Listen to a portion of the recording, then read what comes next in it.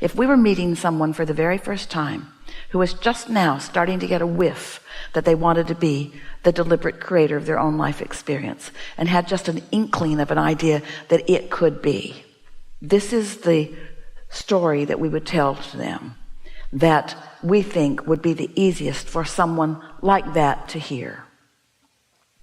You are more than you know, but you've probably suspected that for a long time. But I mean, no, you are really, really, really, really, really, really, really different than you know yourself to be. You're so much smarter and so much wiser, and you have so much more that you deserve. You have so much vibrational credentials and stuff saved up for you. There is so much good that you are entitled to. There is so much well-being that you were born knowing was yours. It's a legacy. It's gifts. It's a legacy of well-being that is huge. And I know you don't know it. I know you don't know it very well because things around you have made you think otherwise, but I know this about you. So if I were standing in your physical shoes, we would say to them, if we were standing in your physical shoes, if I were standing in your physical shoes, I would let myself hope for outrageously wonderful things to come to me. And I would test the universe. I would say, universe, if I'm so good, show me. If I'm so worthy, show me. Not if I'm so bad, make it better. That's the opposite. That doesn't work. If I'm so good, show me. If I am a blessed being, then let the blessings start pouring into my experience. If I'm wise, let me be smart. If I'm blessed, then I want to be happy. This is a story that we would tell to them.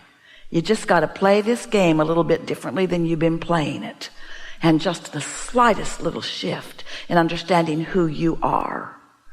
Now, people come to a gathering like this, and Esther gives herself over to us and allows herself to express the vibration through words that we are emitting to her in a close to flawless way. She rarely requires a let's start that over again. Usually these days she's getting it right where we mean it to be in the first words out of her mouth. And so those like you listen with varying degrees of interest or opinions about it. But for some, Esther appears to be someone really sure of herself and clearly thriving and happy, who is expressing maybe opinions just like a whole lot of people on the planet are expressing opinions, and offering some processes or some ways of looking at things that in most cases, like with most people, you could take or leave. And we get that because words don't teach. But we also know that as you listen and allow yourself to calibrate to who you really are, to that greater knowing, to that eternal knowing.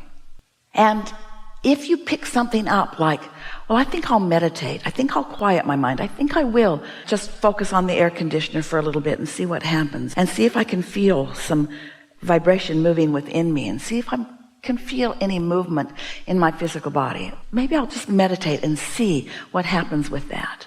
And maybe I will segment and tend. Maybe I will get out ahead of it just a little bit. So you do some exercises that cause you to release resistance. And when you do that, your vibration rises. And when your vibration rises, now you are in perfect concert with the flow of who you really are. And now your valve is wide open. And now what your inner being knows about this and that and this and that and this and that is known by you. So you find yourself daydreaming something. You find yourself having a thought about something, and you follow the thread of that good feeling thought. And then something happens. A result from that changed thought is noticed by you. So now this isn't just theory. It just isn't somebody else's opinion. This is you. This is you deliberately releasing resistance and you deliberately raising vibration. And this is you experiencing the result of that. And now you know. You never go back from that knowing. It doesn't mean you apply it every time. It doesn't mean that you get it right where you want it to be the first crack of every box. That's not what we mean at all. But it does mean you have the knowledge of how it works because you have shown it to yourself. You've had negative thoughts and negative emotions and you've seen where it's gone. You've deliberately found positive thoughts and positive emotions and you've seen where it's gone.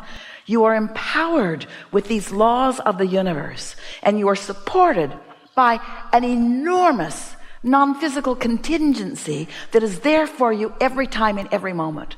So much so that as you begin moving through life with this deliberate intent, your moments are so full of this insight and this insight and this insight and this insight. It's not up and down and all around. It's not mostly bad and occasionally good. It's good and good and good and good. It's clear. It's fun. It's more. It's exhilarating. It's life.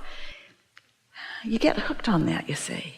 It doesn't take very much for you to come back to who you really are. And you know why?